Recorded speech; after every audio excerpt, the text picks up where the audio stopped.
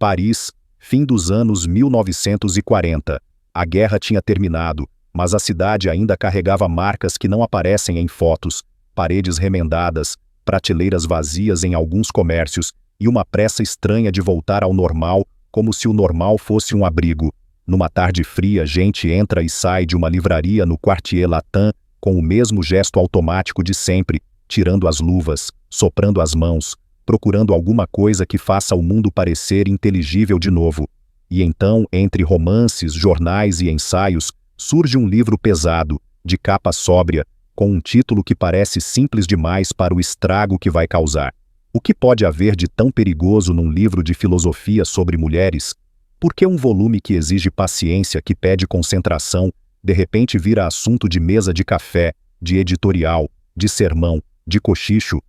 Como uma pilha de páginas consegue atravessar a fronteira invisível entre o pensamento e o comportamento e entrar na vida privada como se tivesse chave? O nome na capa é Simone de Beauvoir. Para alguns ela já era conhecida no meio intelectual, alguém que circulava por aqueles corredores de discussão em que a cidade tenta se explicar para si mesma depois do horror. Para outros, ela era um incômodo antigo, uma mulher que não se encaixava no molde da discrição, que escrevia como quem não pede licença, mas ninguém parecia preparado para o que o segundo sexo faria quando encontrasse o público. No começo a cena é quase banal. Um livro é lançado, alguém comenta, outro discorda, só que em poucos dias a conversa deixa de ser literária e vira moral. A crítica não se limita a dizer que o texto é bom ou ruim, claro ou confuso. Ela acusa. Ela aponta o dedo. Ela sugere que há ali um ataque à família, à religião, à ordem. É como se Beauvoir tivesse empurrado uma porta que deveria permanecer fechada, e do outro lado não houvesse apenas ideias, mas um medo antigo de que as palavras possam mudar a forma como as pessoas vivem. E muda o tom. As reações ganham uma velocidade que um ensaio filosófico, em tese, não deveria ter. O livro circula, provoca, irrita. Ele é tratado como escândalo, ele é reduzido a manchetes que não dão conta do conteúdo, mas dão conta do pânico. E conforme a onda cresce, surge um tipo particular de fúria, a fúria que não quer refutar um argumento, quer apagar a possibilidade de que o argumento exista. Anos depois a tensão chega a um ponto simbólico e brutal.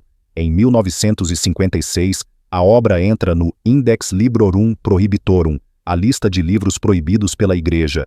Não é só uma reprimenda, é uma tentativa de delimitar território, de dizer onde o pensamento pode ou não pode entrar. E ao mesmo tempo essa proibição funciona como um megafone involuntário, porque há momentos em que censurar é admitir que algo tocou num nervo. Mas em 1949, no calor do primeiro impacto, o que se vê é uma cidade discutindo um livro como se discutisse um julgamento, como se o réu não fosse apenas uma autora, mas uma pergunta que ninguém queria enfrentar em voz alta. A pergunta não aparece como slogan, ela aparece como investigação.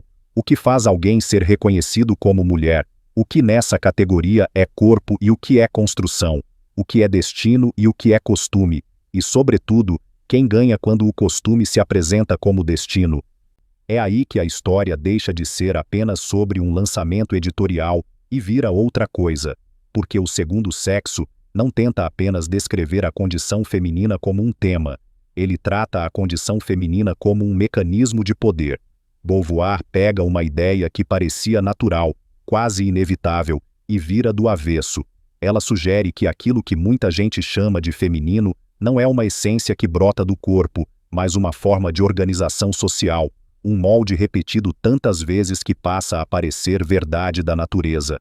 Essa é a faísca. Em uma França que tenta se reorganizar depois do trauma, a palavra ordem tem um peso particular. Ordem é comida na mesa. Ordem é emprego. Ordem é promessa de que a noite não volta a trazer sirenes. Só que ordem também é controle. E quando a sociedade está assustada, ela costuma confundir estabilidade com obediência. Ela procura uma moral que funcione como cerca. Beauvoir escreve bem no meio desse terreno, e por isso a reação é tão violenta, porque o livro não fala apenas de leis, de direitos abstratos, de teoria distante. Ele se aproxima do cotidiano. Ele toca no casamento, na maternidade, no desejo, no trabalho invisível, na educação de meninas, na forma como um olhar pode reduzir uma pessoa à função, e quando a filosofia entra no quarto, quando ela atravessa a porta do banheiro, quando ela se senta à mesa de jantar sem ser convidada, o mundo responde com vergonha e agressividade. A promessa do livro, no fundo, é uma promessa de linguagem, dar nome ao que antes era descrito apenas como destino individual, transformar uma sensação difusa, uma injustiça cotidiana, em algo que pode ser analisado, contestado, mudado. Só que toda linguagem nova ameaça alguém, porque toda linguagem nova reorganiza o mapa de quem manda e de quem obedece. Então a pergunta que guia esta história não é apenas por que o segundo sexo escandalizou Paris. A pergunta mais funda é outra. O que acontece quando uma sociedade percebe que aquilo que ela chama de natureza talvez seja, em grande parte, obra dela mesma? O que acontece quando o que parecia fixo se revela fabricado? Quem tenta consertar a fissura e quem tenta ampliá-la? Para entender por que esse livro nasce exatamente ali, é preciso voltar um pouco e olhar ao redor. A França do pós-guerra é um lugar de reconstrução material e de reconstrução narrativa. Não basta levantar prédios, é preciso levantar uma versão do país sobre si mesmo. E nesse esforço a família ganha status de instituição sagrada. A mulher é empurrada para um papel de garantia moral, como se o lar fosse o último dique contra o caos. Há uma urgência em restaurar hierarquias, em reafirmar costumes, em proteger uma imagem de normalidade. Ao mesmo tempo, há um fervor intelectual nas ruas e nas salas fechadas. O século tinha mostrado o pior do ser humano, e a filosofia, a literatura, o debate público tentavam responder com a mesma pergunta sob diferentes formas. O que é liberdade quando a história mostra que a liberdade pode ser esmagada? O que é responsabilidade quando tanta gente tenta se desculpar dizendo que apenas obedeceu? O que é escolha quando o mundo parece escolher por você? Nesse ambiente o existencialismo vira mais do que uma corrente de pensamento. Ele vira atmosfera. Ele entra no vocabulário do cotidiano, pelo menos no cotidiano de quem frequenta cafés, editoras, universidades, redações. É um pensamento que fala de liberdade e de situação, de angústia e de decisão. Só que, para muita gente, essa filosofia tem um rosto masculino, uma figura de intelectual que discute o mundo em termos gerais, enquanto alguém, em casa, garante que a vida continue funcionando. É justamente por isso que Beauvoir incomoda, porque ela não aceita ser apenas a exceção elegante numa sala de homens. Ela escreve, publica, participa, sustenta debates, e ao fazer isso ela também expõe uma contradição. Como uma filosofia que fala tanto de liberdade pode aceitar, sem questionar, que metade da humanidade viva sob expectativas rígidas, disfarçadas de virtude? Beauvoir vinha de um caminho de ruptura, uma mulher que recebeu educação num ambiente que esperava dela um certo tipo de destino e que, ainda assim, decidiu construir outro. Ela vive num mundo em que a inteligência feminina é elogiada desde que permaneça decorativa, desde que não reivindique espaço, desde que não vire ameaça. E ela escolhe a ameaça, não como provocação vazia, mas como método. O segundo sexo nasce desse atrito entre experiência e teoria. Ele não é um desabafo, embora tenha sangue nele. Ele não é um manifesto simples, embora tenha urgência. É um trabalho longo, pesado, atravessado por leituras e por observação, como se Beauvoir estivesse montando um dossiê sobre uma figura que todo mundo conhece e ninguém enxerga de verdade. A figura é a mulher, mas não a mulher concreta, e sim a mulher como categoria social. E é aqui que o livro faz seu movimento mais decisivo. Em vez de começar dizendo o que uma mulher é, ele se pergunta como a ideia de mulher foi construída. Como a cultura, a religião, a ciência de cada época, a literatura, os costumes, as leis e os pequenos gestos do cotidiano fabricaram uma imagem chamada feminino, uma imagem que não é neutra, uma imagem que serve para organizar poder.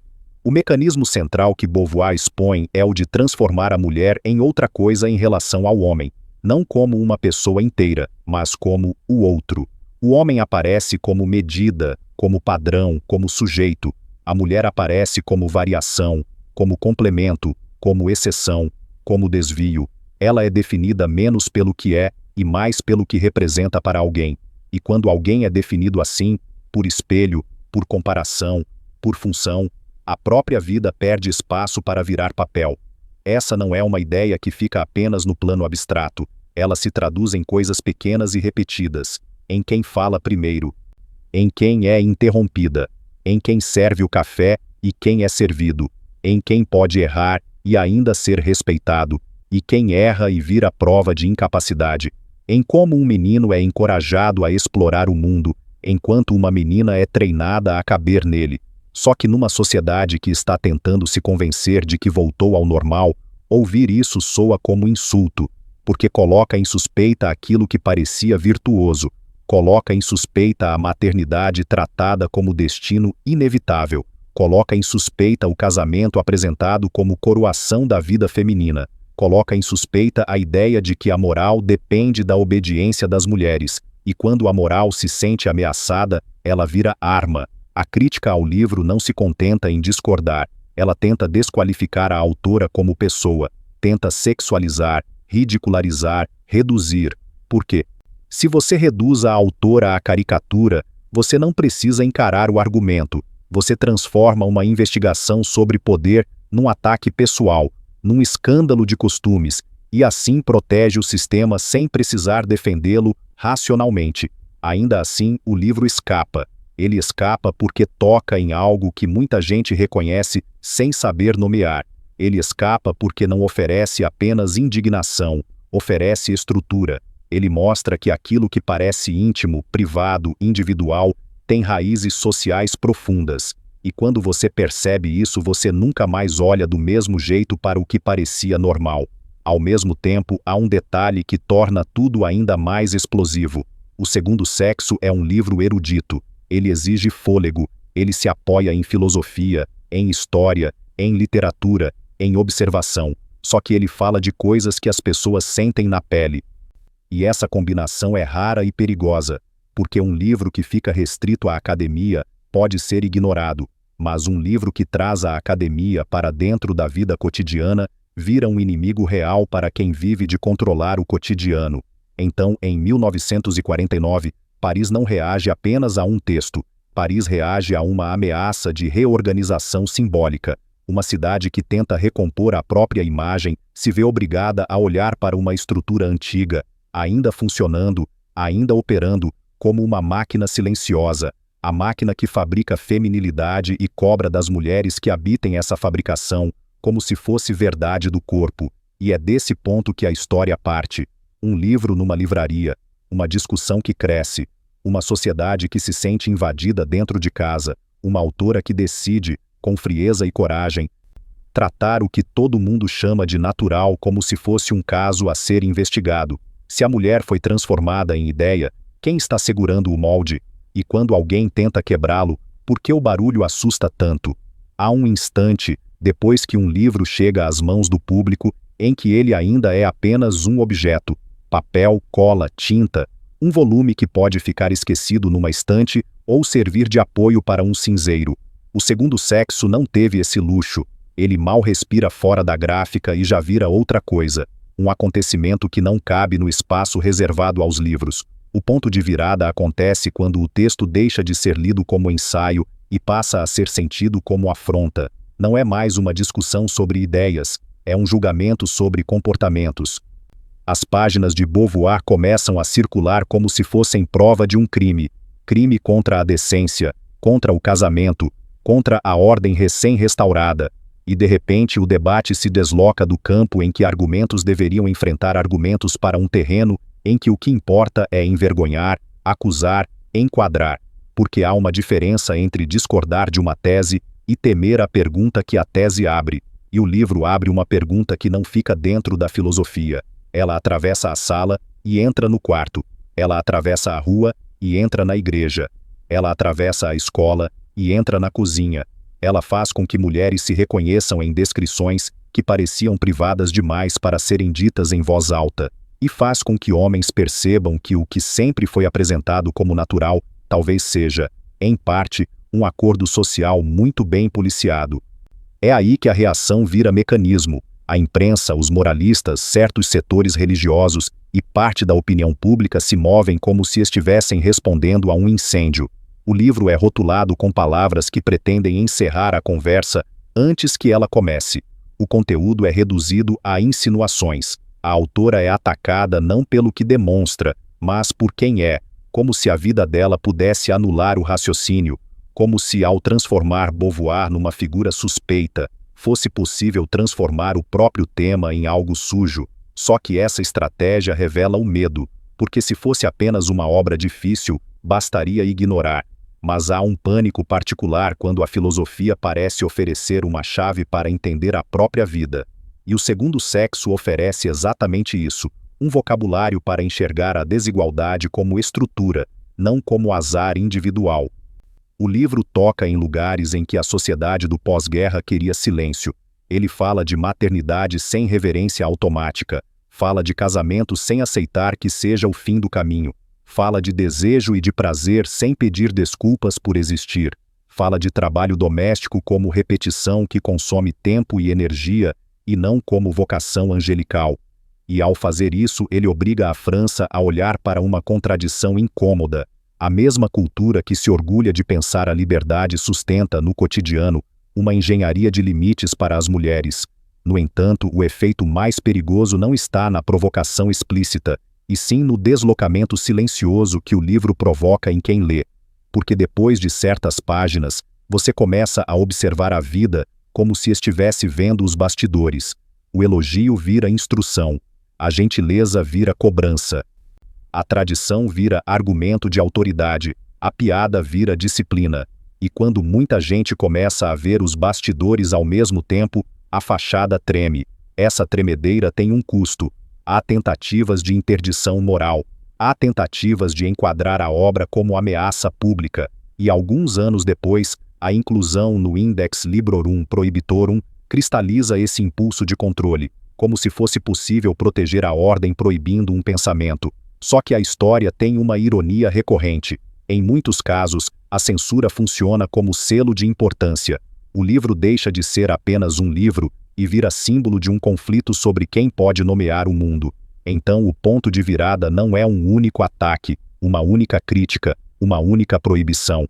É o momento em que Beauvoir percebe, e o público também, que a pergunta não será resolvida com uma resenha ácida ou com um sermão. A pergunta foi lançada no centro do pós-guerra como uma pedra num vidro já trincado. A partir dali a discussão muda de escala. Não se trata mais de uma autora e suas opiniões. Trata-se de um sistema inteiro sendo descrito com clareza demais. E é justamente por isso que vale entrar no coração do livro. Não para repetir teoria como aula, mas para entender por que certas ideias, quando ganham forma, mudam a forma como a gente enxerga o mundo. A primeira pancada é simples e por isso mesmo, devastadora. Beauvoir sustenta que aquilo que a sociedade chama de feminilidade não é um pacote pronto entregue no nascimento. É uma fabricação lenta, diária, às vezes doce, às vezes brutal. Ela desloca a discussão do corpo para a história, da biologia para a cultura, do destino para o aprendizado. E quando você faz esse deslocamento, tudo o que parecia inevitável começa a parecer planejado. A explicação é menos abstrata do que parece. Pense no modo como uma menina é ensinada a ocupar espaço. O corpo dela é corrigido com pequenos comandos. Sente direito, não corre assim, não fala alto, cuidado com a roupa, feche as pernas, seja delicada. Ao mesmo tempo, a curiosidade dela é moldada. Ela aprende cedo que certos desejos são feios, que certas ambições são presunção, que certas raivas são histeria. E com o tempo, ela pode passar a confundir adaptação com identidade. A imagem concreta não precisa ser grandiosa. É uma sala de aula em que o menino interrompe e é visto como esperto, enquanto a menina interrompe e é vista como mal-criada. É uma reunião de família em que se elogia a menina por ser comportada, por ajudar, por não dar trabalho, e se elogia o menino por ser ousado, por ter opinião, por querer o mundo. É um conjunto de elogios que funciona como trilho, e quando o trilho é repetido por anos, parece que ele sempre esteve ali. Se essa tese é verdadeira, a consequência é enorme, porque ela desloca a responsabilidade, não no sentido moral de culpar indivíduos isolados, mas no sentido político de reconhecer um sistema. Se a feminilidade é fabricada, ela pode ser questionada, E se ela pode ser questionada, ela pode ser desfeita ou refeita, mas ao mesmo tempo, isso assusta, porque mexer nessa fabricação é mexer na distribuição de conforto e poder dentro de casa, dentro do trabalho, dentro da própria linguagem. Só que Beauvoir não para na fabricação, ela vai além e aponta o truque central que sustenta o molde. Ela mostra como a cultura produz a mulher como o outro, o homem é tratado como sujeito, como referência, a mulher vira categoria derivada, como se existisse em relação a ele. E esse movimento repetido em religiões, livros, ciências e costumes se torna tão habitual que já não se nota. A ideia parece teórica até que você vê como ela opera. Em narrativas tradicionais, o herói atravessa o mundo, enfrenta o perigo, aprende, volta transformado. A mulher muitas vezes é o prêmio, a tentação, o cuidado, a musa, a mãe. Mesmo quando é forte em função de alguém. Mesmo quando é admirada como exceção.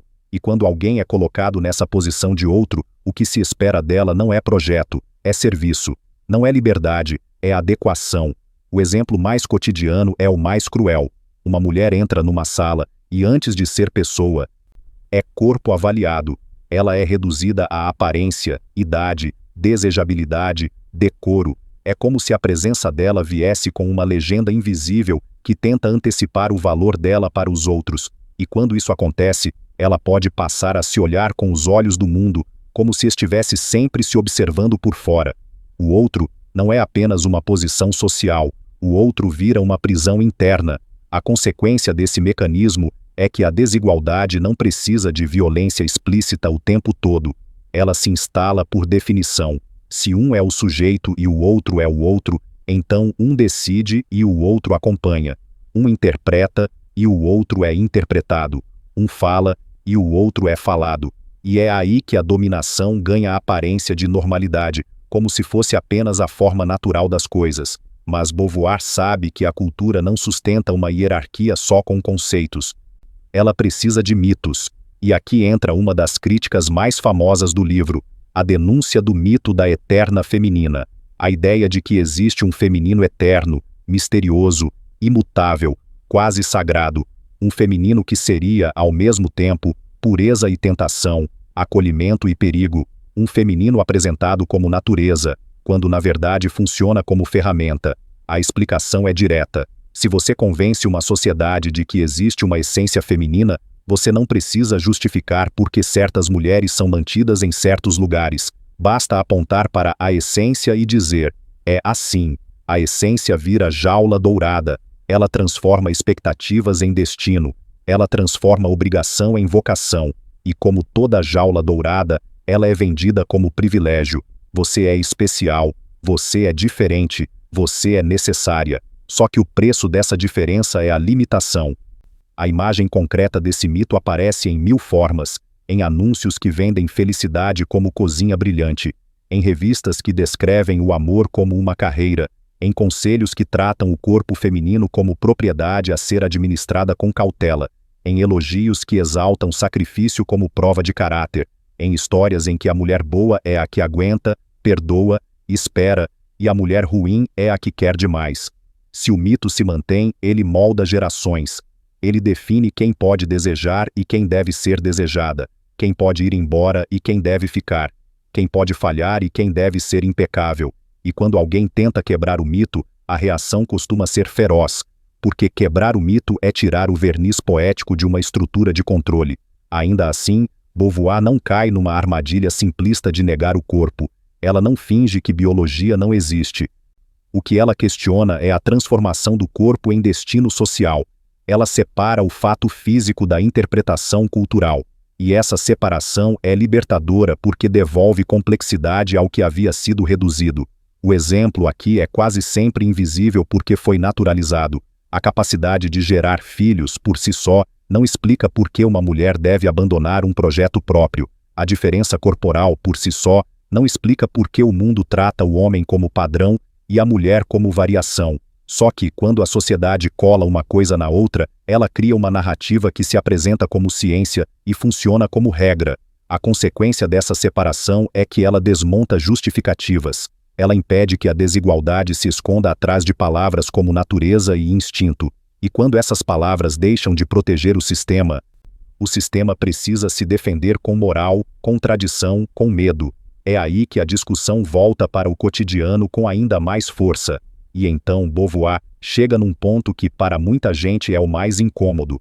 Ela descreve como a vida das mulheres é empurrada para a imanência, para um tipo de existência fechada na repetição, enquanto a vida masculina é autorizada a buscar transcendência, projeto, mundo, não como uma lei escrita, mas como uma distribuição prática de tempo, energia e possibilidade. A explicação é quase física. Quem vive preso a tarefas que recomeçam todos os dias tem dificuldade de construir um projeto que avance. Lavar, cozinhar, limpar, cuidar, organizar.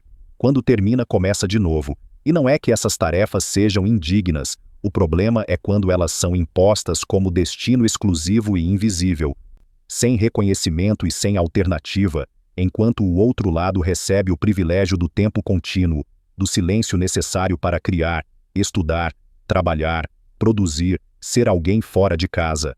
A imagem concreta é uma casa no fim do dia, a pia cheia, o chão marcado, a roupa acumulada, o corpo cansado de quem sustentou o funcionamento do mundo doméstico sem que esse esforço seja contado como trabalho.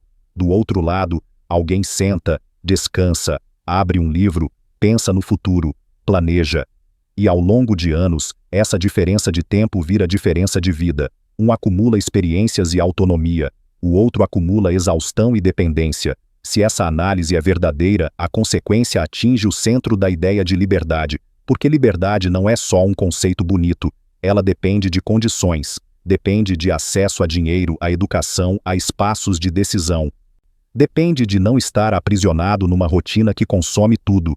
E é aí que a discussão deixa de ser moral e vira política, no sentido mais concreto. Quem tem condições de escolher? Só que, quando você toca nesse ponto, surge uma reação típica, a tentativa de romantizar a prisão, transformar o sacrifício em virtude absoluta, dizer que o amor exige renúncia e que, portanto, a renúncia feminina é prova de amor. E é justamente por isso que Beauvoir insiste em olhar para a estrutura, e não para histórias individuais isoladas, porque quando a sociedade chama uma imposição de virtude, ela mantém a imposição funcionando sem precisar de coerção explícita. Ao mesmo tempo, o livro entra numa zona ainda mais sensível, o corpo como território de controle social. Beauvoir discute desejo, sexualidade, vergonha, o modo como o mundo educa mulheres para temer o próprio corpo e, ao mesmo tempo, viver para ser corpo, para o olhar alheio. Ela expõe a contradição de uma moral que exige pureza feminina e celebra a experiência masculina, como se a liberdade de um dependesse do policiamento do outro. A explicação aqui é humana demais para ser tratada só como teoria. É o medo ensinando a mão a fechar a porta. É o conselho insistente para não provocar. É a ideia de que o desejo feminino é perigoso e por isso deve ser reprimido ou controlado. É a mulher que aprende a pedir desculpas por existir, enquanto o homem aprende a tomar como direito o que quer. O exemplo concreto está no modo como certas histórias se repetem. Uma jovem que é julgada pela aparência, pelo passado, pelo comportamento, como se a dignidade dela fosse frágil e sempre em risco. Um homem que atravessa as mesmas experiências e é visto como normal, como inevitável, como parte do crescimento. E quando uma desigualdade se instala na forma como a sociedade interpreta o mesmo ato, ela se torna regra sem precisar ser declarada. Se isso é verdade, a consequência não é apenas injustiça, é empobrecimento existencial. Uma parte da população aprende a viver com medo, com culpa, com autopunição, enquanto outra aprende a viver com permissão. E quando a permissão de um lado depende da restrição do outro, a relação entre homens e mulheres deixa de ser encontro e vira administração. Então Beauvoir aponta para uma saída que não é confortável, porque não cabe em frases fáceis. Ela sugere que a libertação não virá de um elogio abstrato às mulheres, nem de uma celebração do feminino como essência. Virá de mudança real nas condições de vida, independência econômica, acesso a trabalho e a reconhecimento, autonomia para construir projeto, divisão justa do que sustenta a casa e do que sustenta o mundo, e, sobretudo, a possibilidade de existir como sujeito, não como função. A explicação dessa saída é dura porque ela não promete harmonia imediata, ela promete conflito, porque mexer em condições materiais mexe em privilégios, mexe em quem tem tempo e quem não tem, mexe em quem é servido e quem serve, mexe em quem é autorizado a se arriscar e quem é treinado para não cair. E quando você mexe nisso, você não está apenas mudando ideias, você está mudando rotinas, heranças, casamentos, carreiras, a forma como uma família se organiza. O exemplo concreto pode ser pequeno e ainda assim revolucionário. Uma mulher que passa a ter renda própria e descobre que a voz dela muda de tom. Uma mulher que divide o cuidado com filhos e percebe que pode pensar no futuro sem pedir licença. Uma mulher que não precisa mais escolher entre respeito social e desejo, porque recusa a chantagem. Pequenas mudanças que parecem individuais, mas que, somadas, alteram a geometria da sociedade. Se essa proposta é levada a sério, a consequência é um redesenho de relações. A mulher deixa de ser o outro para virar sujeito, e o homem, se aceitar essa transformação, deixa de ser medida para virar parceiro. Só que esse redesenho exige abandonar mitos confortáveis, exige encarar o medo que sustenta a ordem, exige admitir que muita coisa chamada de tradição foi, por muito tempo, uma forma eficiente de manter as coisas no lugar. E é aí que o livro, de novo, encontra o pós-guerra como ferida aberta, porque uma sociedade que acabou de sobreviver a uma catástrofe tende a buscar segurança em fórmulas antigas, só que as fórmulas antigas, no caso das mulheres, custam caro, custam vida, custam tempo, custam possibilidades.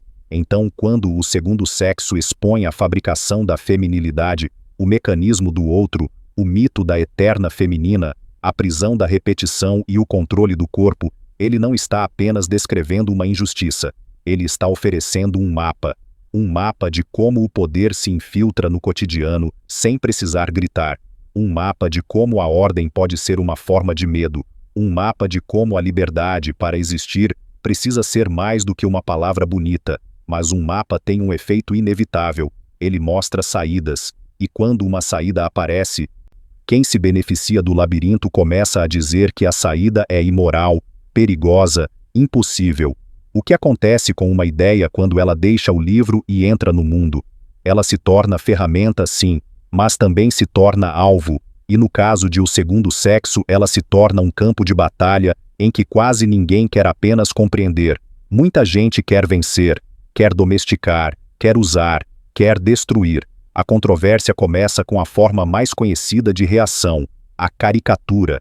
Em vez de lidar com a tese de que a feminilidade é fabricada socialmente, certos críticos tentam transformar o livro numa provocação vulgar.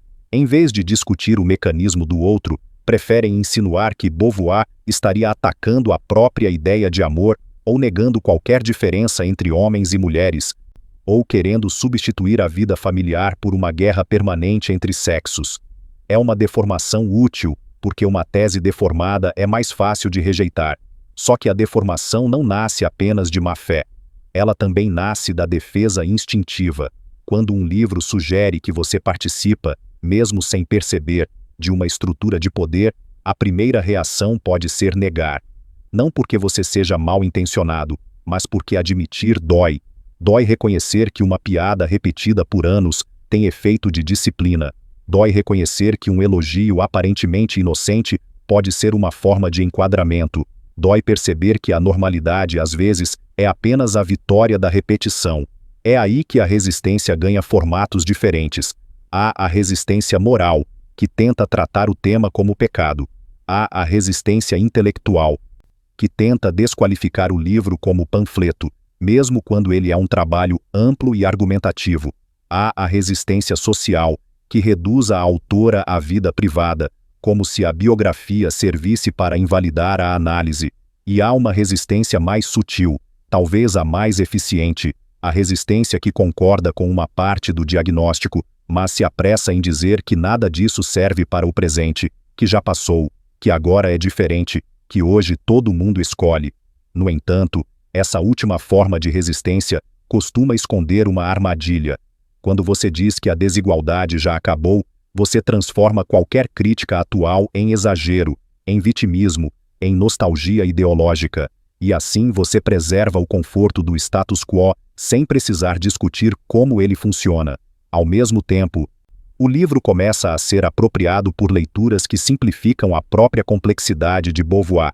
Alguns leitores querem transformar o segundo sexo numa espécie de manual com respostas prontas, outros, numa bandeira que dispensa nuance.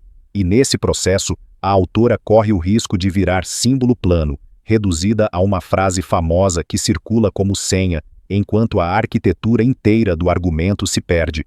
O problema é que Beauvoir escreveu um livro atravessado por tensões internas, e elas não desaparecem quando o livro vira clássico. Pelo contrário, elas ficam mais visíveis com o tempo.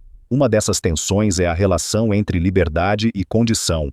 Beauvoir fala de escolha, mas não como escolha abstrata. Ela insiste que escolhas acontecem dentro de limites concretos, só que isso abre uma discussão delicada. Se as condições são opressivas, até que ponto alguém pode ser responsabilizado por se adaptar? E como evitar que a linguagem da liberdade vire um julgamento sobre mulheres que, por sobrevivência, aceitaram o molde?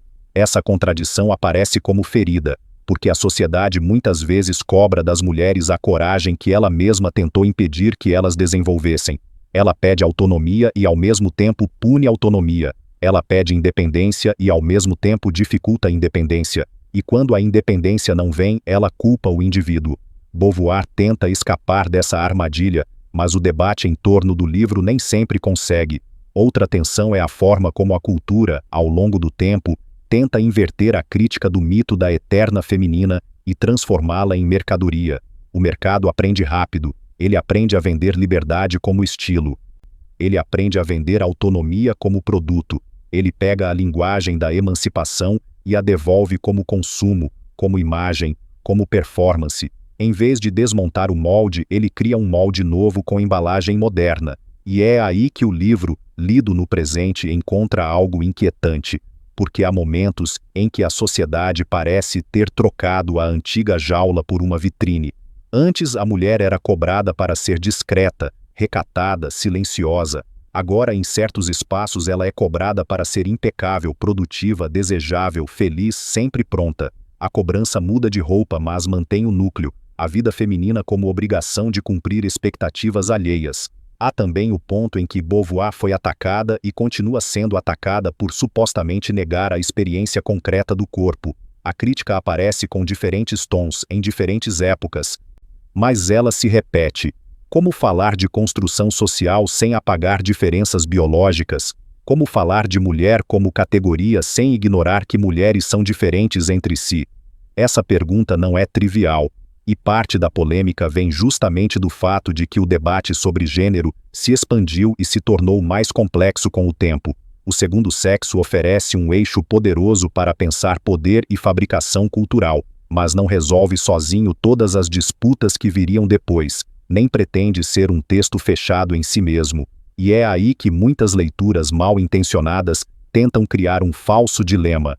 Ou você aceita o livro como dogma, ou você o descarta como ultrapassado. Só que a força de um clássico não está em ser perfeito, está em ser fértil, está em abrir caminhos, e nesse sentido, a obra de Beauvoir é um tipo de semente explosiva. Ela não produz concordância, ela produz linguagem, e linguagem muda a forma como a gente reconhece o mundo. No entanto, essa linguagem também foi usada como arma contra o próprio feminismo.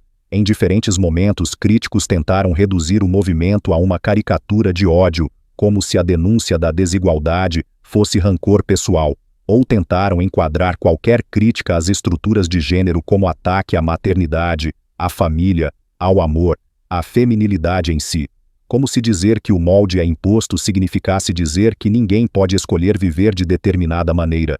Essa é uma das distorções mais persistentes. Confundir crítica de estrutura com condenação de escolhas individuais. Beauvoir não está dizendo que uma mulher que deseja ser mãe está errada. Ela está dizendo que transformar a maternidade em destino obrigatório é uma forma de poder. Não é uma guerra contra a casa, é uma recusa da casa como prisão única. É aí que surge uma contradição contemporânea que parece nova, mas tem raízes antigas. o retorno de fantasias de ordem em momentos de incerteza. Quando o mundo parece instável, cresce a tentação de voltar ao que parece simples: papéis claros, regras claras, hierarquias claras. E no centro disso a figura idealizada da mulher que sustenta a ordem doméstica como projeto de vida total. Hoje isso pode aparecer com nomes diferentes, embalagens diferentes, estética de rede social, linguagem de escolha pessoal. A imagem de uma vida tradicional, polida, organizada, em que a mulher cuida do lar e o homem provê, pode ser vendida como refúgio e como identidade. E, em muitos casos, pessoas de fato desejam esse refúgio, sobretudo quando o mundo exterior é exaustivo. Mas a pergunta de Beauvoir não desaparece, ela fica ainda mais afiada. Quando alguém diz que escolheu esse papel, o que exatamente foi escolhido? O cotidiano ou o mito? A prática ou a narrativa que promete segurança? A escolha é feita com quais condições materiais? Com qual autonomia econômica? Com qual rede de proteção? E talvez o mais importante, essa escolha existe como escolha real para todos, ou só como ideal estético para alguns?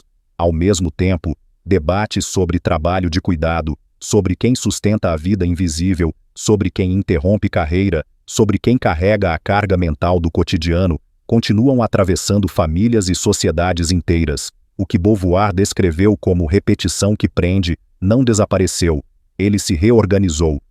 Em muitos lugares, ele se intensificou com novas exigências, porque agora se espera que a mulher seja, simultaneamente, provedora e cuidadora integral, eficiente e acolhedora, independente e sempre disponível. E quando esse peso vira normal, ele vira silêncio. E quando vira silêncio, ele vira destino de novo. O debate sobre direitos reprodutivos também mantém viva a pergunta central do livro, porque onde há controle sobre o corpo, há controle sobre o futuro. Decidir se alguém pode ou não pode escolher ter filhos, quando e como, é decidir sobre educação, trabalho, liberdade, projeto de vida. É decidir sobre a própria definição de pessoa como sujeito, não como função biológica. Então a obra continua provocando, não porque pertença ao passado, mas porque ela toca no coração de uma disputa que não se resolve com o tempo. Ela se resolve com escolhas sociais e políticas, com redistribuição de condições, com transformação de expectativas.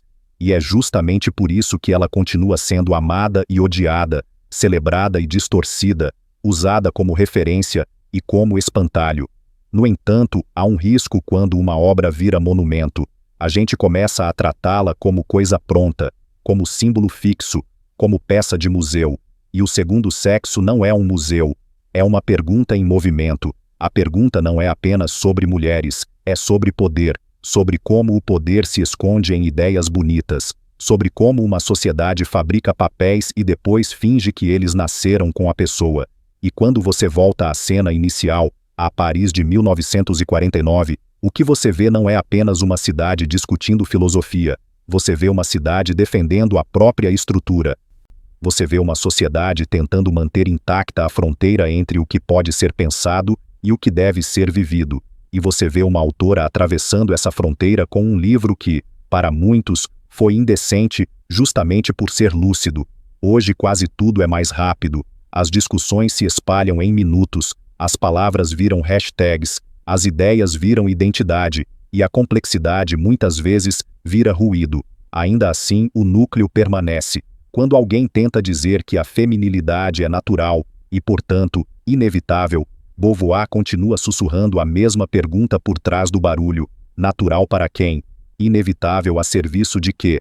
E a história termina como começou, com um objeto num espaço concreto. Imagine uma mesa. Pode ser uma biblioteca silenciosa, pode ser um quarto iluminado pela tela do celular.